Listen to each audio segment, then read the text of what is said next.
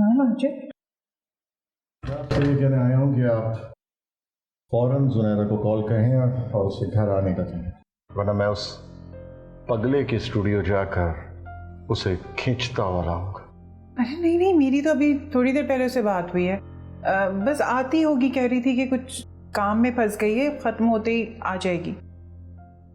लगता है उसके काम एक साथ ही निकालने पड़ेंगे मुझे। नहीं देखो, गुस्से से नहीं, आराम से प्यार से उसे समझाओ, वो समझ जाएगी।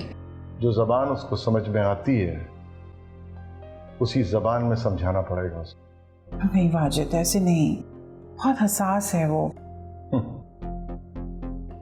उसको तो आप छोड़ें, उसको तो मैं सेटल कर ही लूंगा, लेकिन मुझे आपसे दुआ के बारे में भी एक जरूरी बात करनी है।